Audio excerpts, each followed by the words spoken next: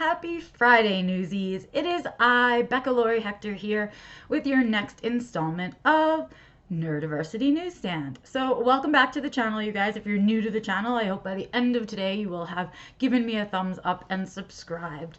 We do here on Fridays on my channel, I do a summary of the neurodiversity news from the week. And then on Tuesdays, I do a live stream every Tuesday at 2:20 p.m. Mountain Standard Time, where we talk about specific autism topics.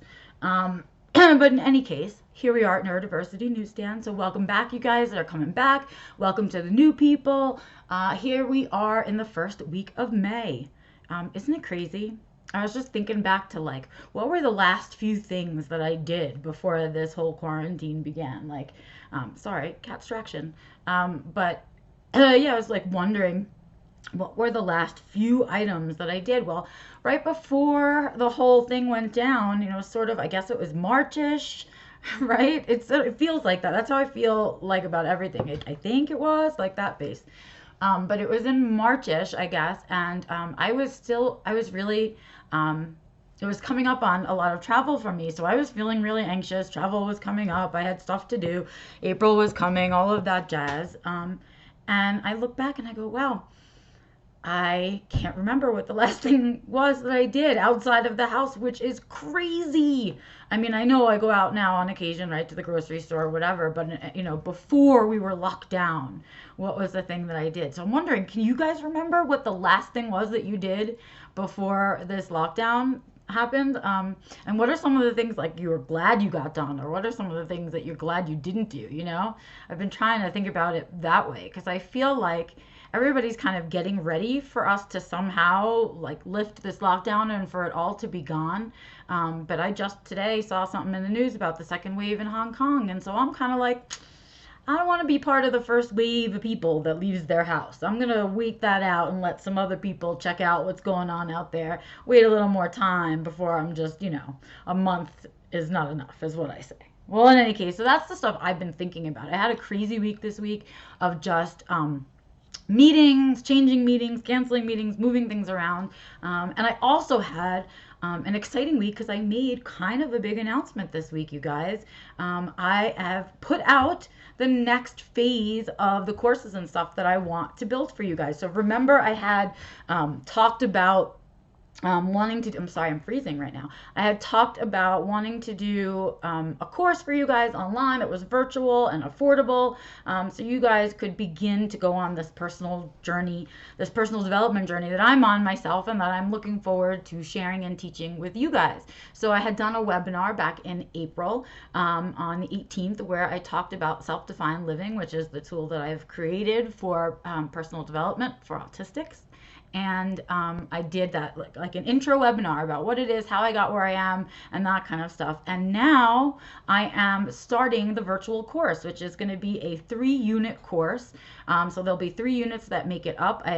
So far, I've only put out unit 1. It's not yet available. It will drop on the 10th of June. So June 10th, you guys can register now. You can save the date for yourselves and register in a little bit. Right now, it's $85 because you're just not getting the webinar. So what I'm doing with this is doing a 1-hour video lecture that with a PowerPoint and stuff as part of the unit. But when you buy the unit, you also get 3 downloadable companion exercises that go with the unit, and then you will also be getting a group coaching call with the other people who are going to be taking the course, and then you will have available to you discounted appointments with me if you want to do some one-on-one work. So please head over and check that out. I'll be sharing the link with you in the description. I'll probably talk about it at the end again.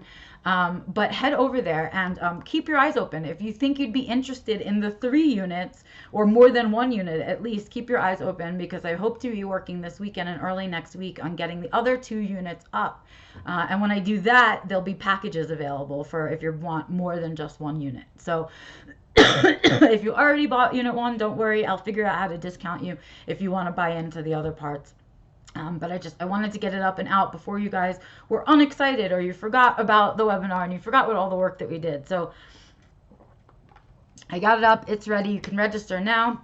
You can save the date. You can say you're interested on the Facebook event or the LinkedIn event, whatever you want to do. But get yourself involved in it so you don't forget, so we can go on this journey together. This is the first time that I'm going to be kind of unveiling the course and walking through it with a group of you. So I'm excited. It's like at a beta offer price and all of this stuff. And it's the first time I'm kind of walking through it. So you guys will be teaching me as much as I'm teaching you. I'm excited. So I hope you guys will want to take the journey with all of us who are jumping into Unit 1 on June 10th. Okay, that's enough about me. It is time to move into the news. Not a lot of news in straight up neurodiversity this week. Lots about the effect of the coronavirus on folks with disabilities as well as folks with neurodiversities. And then some really good blog posts, but nothing in just kind of neurodiversity news. So it was just that kind of week. You know, I know maybe some people are starting to go back to work. I don't know. But yeah, and April's over. So yeah, it's been a little bit slow. But I think the ones that I'm going to be sharing with you today will be the interesting ones from the week, of course. And then I'm going to be giving you some events and resources and stuff like that. So nothing too exciting this week, but that's okay. Sometimes it's nice to have a break in the chaos, isn't it? Okay, on we go. All right, in Disability Scoop this week, hospital no visitor policies endanger people with disabilities, advocates say, and I think it does. Many of us require a support person when going to the doctor, going to the hospital. Many of us become selectively mute when we are in a stressful situation, and that's just those of us on the spectrum, right? What about all the other disabilities? The folks who are deaf and aren't, you know, the masks are covering mouths, and those who are blind and do not have access to Braille information. We are talking about the whole gamut of disabilities who are struggling when they don't have the capability to have a support person with them for communication purposes, right? And then on top of it, when you're in a situation like this, disabled or not, if you don't have another fellow human being to help listen to the information, you as one person under stress do not necessarily comprehend all the information or remember it.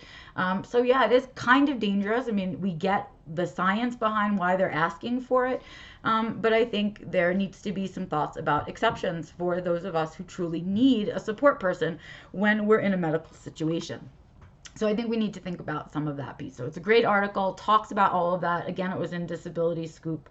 And I want to follow it up because when we talk about the impact that this is having and we talk about the no visitors policy, this is how far it's going, right? There's now a whatchamacallit, on Eyewitness News out of Connecticut. Now in Connecticut, there's a lawsuit, a civil lawsuit happening with a group of people with disabilities because of this visitors policy and because of what is being allowed or not allowed in terms of having a support person. So you can take a look at that article because that's how far it's going. Another article about people with disabilities and COVID comes out of NPR this week. People with disabilities fear discrimination in coronavirus response. Again, a discussion about the communication issues that folks with disabilities seem to have with folks without disabilities, and kind of the communication struggles that we all have in that arena, and how it may or may not affect our availability to medical stuffs. So that was another one about that. And then more specifically to the spectrum, and I was so excited to see this article. Not only did they finally speak to people on the spectrum directly, but they've also spoken to some of our best allies, like Barry Prezant, for example, right? And this piece was called Voices from the Spectrum, How Autistic People Deal with the Coronavirus. And the answer is it's stressful, right? For a number of reasons. It's breaking our routine. Some of us don't have stuff available to us. That was a cat. That's my cat. I'm gonna have to get up and let her out if she doesn't stop. Okay, so, right, and all the communication issues and all the voices from the spectrum, that's where we are. And it is stressful. That's what I was thinking about. The before catstraction was that, you know, it's disrupted our routines. We don't have things available to us that we usually have, like products and things. Some of that stuff has been missing. Really, they're talking through the door. I'm just going to let them talk. It's so cute. Okay. Yeah, and so I find it stressful. I think a lot of us find it stressful. And this article gave us specifically the spectrum perspective, which is fantastic by speaking directly with autistics. Yay. And so that's what I really have for you in the news, you guys. I mean, that's it. It was just articles and articles and articles this week about coronavirus and its effects and the what ifs and what's going to happen and all of that stuff. And so we didn't really have anything mind-blowing, although I could have missed it. I was definitely busy this week. So if I missed something you guys thought was important, please let me know in the comments or email me directly at info@beccalaurie.com. I love to know if I'm missing things. I will stick it in next week if it was really good, and I will apologize if it was somebody's work that I missed. But yeah, if I've missed something, I do appreciate it when you guys let me know, because I'm just one person. Moving along.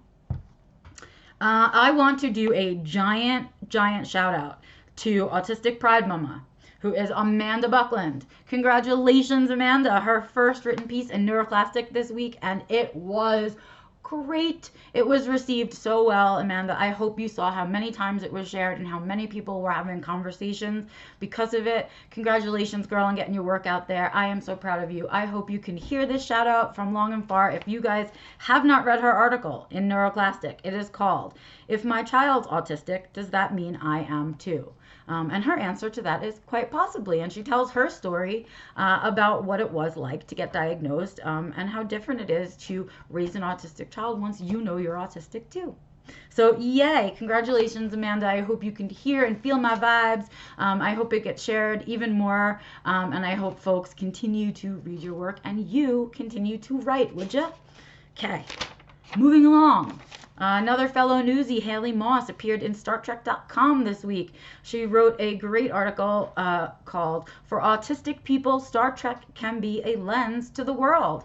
And we've talked about that a bunch of times before, and she talks about Please Stand By, which was the movie that came out in which Star Trek was actually a major player in the movie, right? It was the motivating factor in the movie. And I think for a lot of us, we felt connected to a lot of the characters in Star Trek and connected to the way that they understand their world and all of that fun stuff. So you can go ahead and read Haley's piece on StarTrek.com. Of course, along with everything else that I talk about in the description, you will find a link to every single thing that I've talked about today, and including that piece. Another great blog piece coming out of our community this week from Yenn Purkis called "Escaping the Asylum, My Journey with Institutionalization." And Yenn talks about the experience of institutionalization and what it was like for them, right? So let's take a look at that. I thought it was another well-written piece, but what I love most about what Yenn writes is the vulnerability. I'm always cheering it on, and so you guys please take the time to read this piece by Yenn. Okay. Now for the fun stuff, the resources, the things to watch, the stuff to listen to, all of that fun jazz. This week I shared with you guys an article with 7 documentaries to watch after Crip Camp. You guys know how much I loved Crip Camp. I cried, I laughed, I loved it. I watched it twice. I would watch it a third time. I bought Judy Heumann's book. I'm in. Okay, it was great. If you haven't watched Crip Camp yet, go search for it. It's on Netflix. Watch it. It was great. And these are 7 documentaries about similar topics from other people in other communities. And I think if you're a documentary nerd like moi, because I love a good documentary, you have stuff to watch now. Congratulations. And so do I. I'm excited. Okay. Additionally, since we're talking about Crip Camp, they have come out with a, I don't even know what to call it.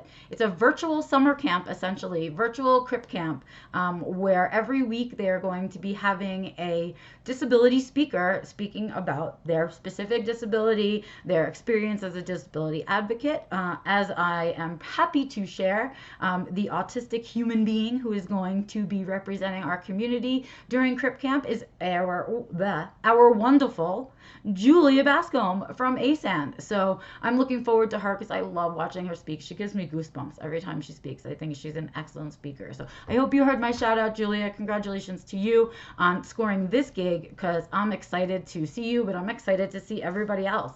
And it is running from May 17th until August 30th. It is free to register. I will give you the link that you can watch all of these speakers, these amazing speakers, go ahead and speak. And it's free, and you can watch it from home because it's virtual. Hooray!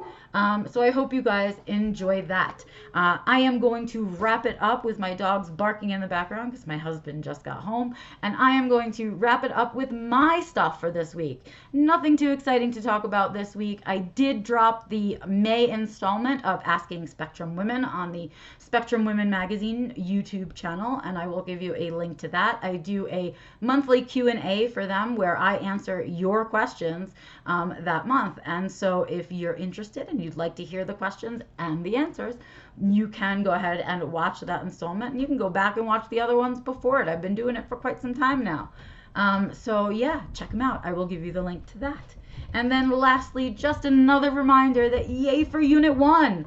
Unit 1 of Self-Defined Living, A Path to a Quality Autistic Life is coming to you from me on June 10th. I hope you guys will register.